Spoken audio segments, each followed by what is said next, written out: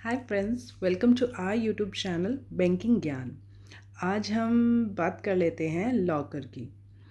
एक रिपोर्ट आई है, उसके हिसाब से मैं आपको लॉकर के बारे में कुछ बताना चाह रही हूँ।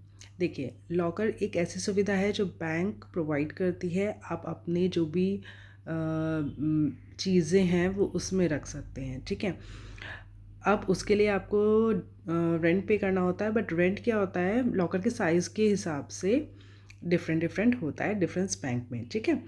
और एक चीज़, ज़्यादातर बैंक क्या करती है कि जब आप लॉकर लेने जाते हो उनसे, तो एक सिक्योरिटी डिपॉजिट रखवाती है as a form of FD. किसी किसी बैंक में 10,000 है, किसी में 15 है, किसी में 25 तक अमाउंट की एफडी रखाई जाती है। बट वो एफडी देखो आप ही के नाम से है, बस वो लियन मार्क हो जाती है आपके लॉकर के लिए। मीन्स आप उसको तोड़वा नहीं सकते जब तक आपका लॉकर चलता रहेगा, ठीक है।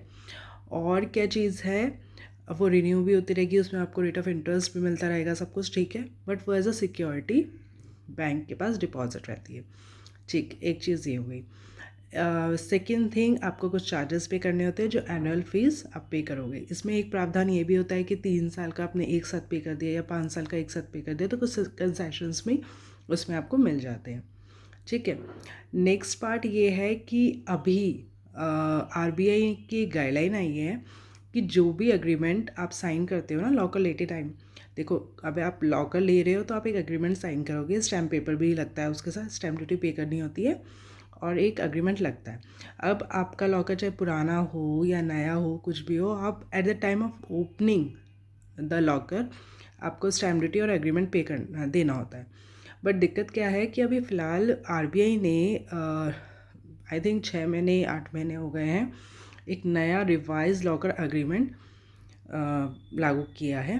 वो सबको फिल करना है, ठीक है। रिवाइज लॉकर एग्रीमेंट के नाम से है, वो सारे बैंक्स को फिल करवाना ही है अपने कस्टमर से और रिवाइज स्टैम्प ड्यूटी पे करनी है, ठीक है।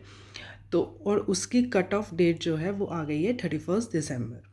ये बहुत दिनों से आगे बढ़ती जा रही है एंड फाइनली अब ये कहा जा रहा है कि 31 दिसंबर तक आपको एनी हाउ लॉकर का न्यू एग्रीमेंट पे करना ही होगा, ठीक। लॉकर का न्यू एग्रीमेंट पे करना है तो जितने भी सिग्नेटरी हैं, जितने लोगों के नाम से लॉकर है, वो साइन करेंगे, स्टैम्प पेपर लगाएंगे और बैंक पे सबमिट कर देंगे, ठीक है। अब क्या हो रहा है कि अभी अभी एक न्यूज़ आ रही है कि because of the revise agreement क्या हुआ है कि 56% ऑफ जो पीपल हैं वो लॉकर बंद करा रहे हैं। ये एक सर्वे किया गया है, उससे ये रिपोर्ट आ रही है।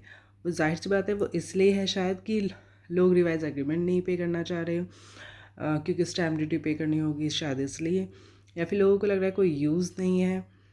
अब वो सबका अलग अलग कंसेप्ट है, हम उसके लिए कुछ नहीं बोल सकते। बट हाँ, ये ज़रूर है कि एक चीज़ मैं आपको बता देती हूँ कि लॉकर में कैश या करेंसी अगर आप रखते हो ना, तो वो गलत है।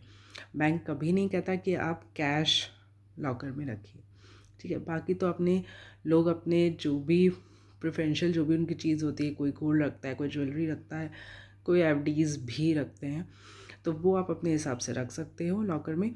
बट उसमें क्या रखा है, देखो उसकी जानकारी बैंकर को नहीं होती, तो इसलिए आप ध्यान से चीज़ें उसमें रखिए ताकि कल को कोई दिक्कत आपको ना फेस करनी पड़े, ठीक है। तो एक छोटी सी बात थी ये लॉकर के बारे में। आपको कुछ और जानना हो तो आप पूछ सकते हैं, ठीक। नेक्स्ट टॉपिक लेके बहुत जल्दी आएंगे। Okay, bye.